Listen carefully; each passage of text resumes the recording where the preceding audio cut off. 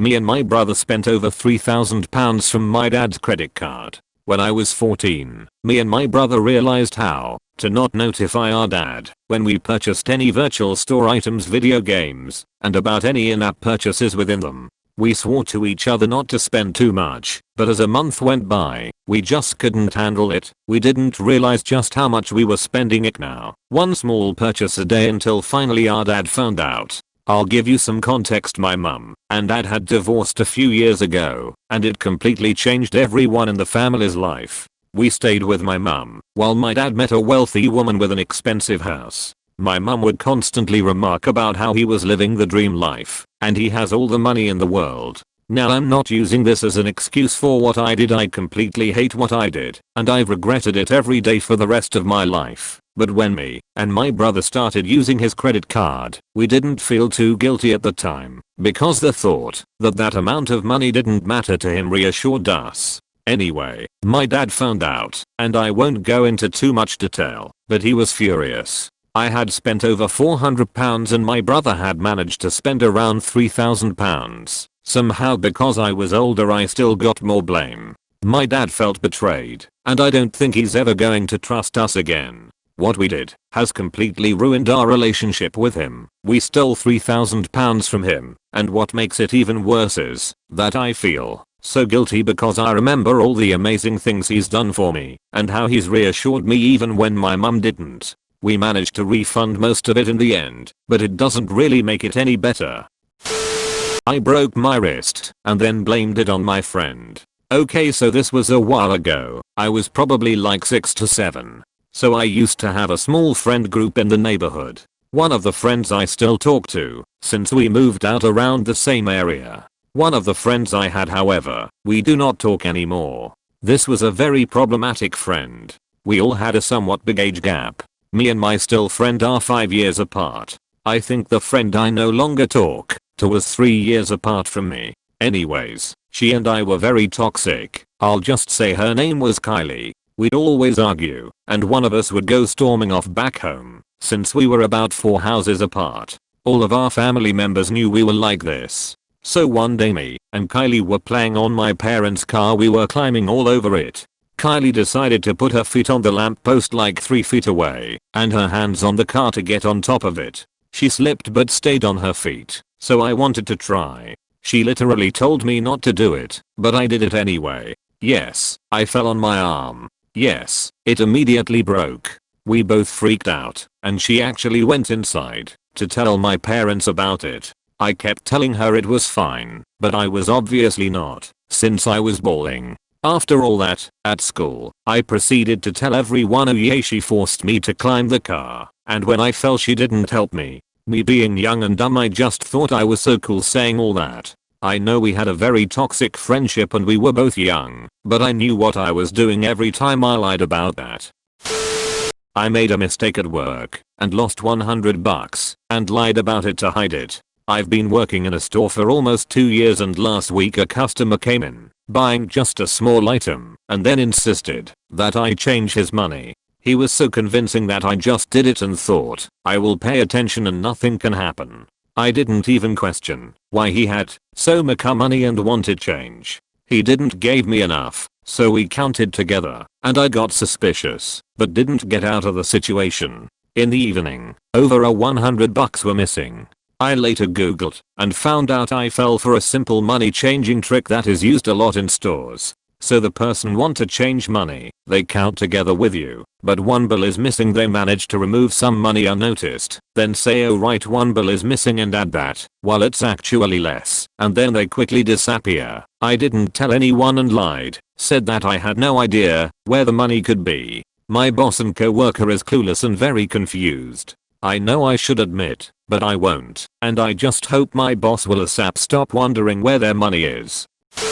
I stole money from my supermarket job with no consequences. When I was 16, I started a job as a cashier at a supermarket for a little over minimum wage. Though minimum wage is a lot better here than in the US, I felt like it wasn't a lot, and I could only work a day and a half per week. It was an after-school job. About 2 months in, I accidentally dropped a €2 coin from the cash register and forgot to pick it up right away, so I came across it when I was cleaning the register. Since the register was closed, I couldn't put it back in and took it home. I couldn't believe how easy it was and no one noticed. From then on, I kept sneaking bigger coins, never bills, in my pockets during work when no one was looking. Some nights I stole around €20, almost doubling my pay for the night. After a few months they started putting up how much registered difference there was between what should be in the register and what actually was there, because apparently money went missing. That only made my stealing easier, as I proceeded to only steal from the registers that had a plus. Never got caught, wasn't even suspected. I stole a bath bomb from Target when I was 14 and left it in CVS. I was Christmas shopping with my dad in Target and was looking for a present for my sister. I found a bath bomb and thought it would be a good gift since she loves stuff like that. But I checked the price tag and it was $5 for one tiny bath bomb. So that wasn't happening. Right before we checked out, I was making sure that I had put back everything I didn't want. I thought of the bath bomb. Did I put it back? It wasn't in the cart, so I must have. I didn't really think much of it. After Target, my dad wanted to go to CVS. As it was mid-December, it was very cold, so I reached into my jacket pocket to get my gloves and felt something hard and round. It was the bath bomb. I was silently freaking out as I walking towards CVS, my hand still in my pocket. I obviously couldn't return the bath bomb. We weren't going to Target again for a while. But I couldn't take the bath bomb home. My parents would question where I got it. That's when my mind realized there was only one thing to do, leave the bath bomb in CVS. But first, I wanted to see what would happen if I scanned the bath bomb's barcode in the CVS barcode scanner. So I did, and broke it. The thing literally shut down. An employee came over and apologized for the technical difficulties, and I was standing there, a guilty AF child with a stolen bath bomb in my pocket. I found the soap section and left the bath bomb there, since I couldn't think of anywhere else it would go. Every once in a while, I wonder if someone ever tried to buy the bath bomb, and what happened. I stole from the school's store when I was in 4th grade. My principal took $5 from me when I was in 4th grade. He took it because some dumbass rich girl lost the $5 that her parents gave her every day to buy shit at the school store, and my mom happened to have given me $5 for the school store that day, and he assumed I took it. Since that moment, I stole from the school store every opportunity I could because I was never given my money back. I became judge, jury, and executioner, and I feel no pity for the erasers I took. I only stopped senior year because I was worried that me being 18 and getting caught could result in me going to jail. I don't cow, I'm just paranoid like that.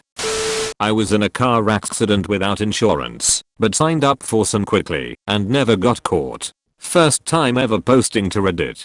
This happened a few years ago. I was at a stoplight and was a second car in line at a red light. The light turned green and off we went.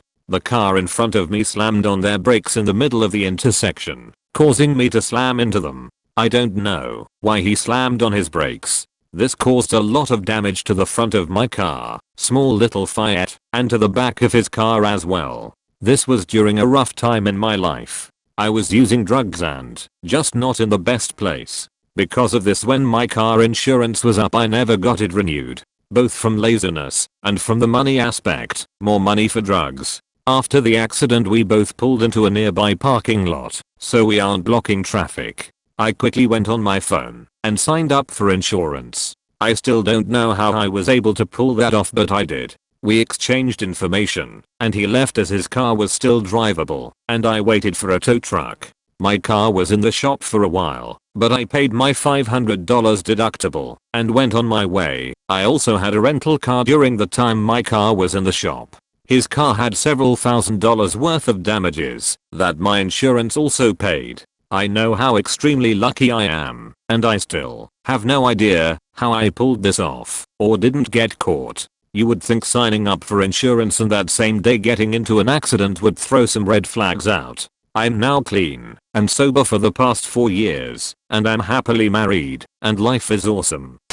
I added Tabasco to Wendy's chili and used it to get second place in a chili cook-off. Title basically says it all. This wasn't a professional organized competition.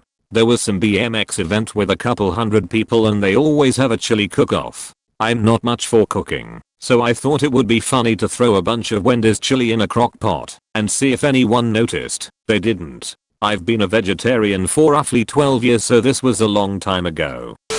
Thanks for watching. Please like and subscribe.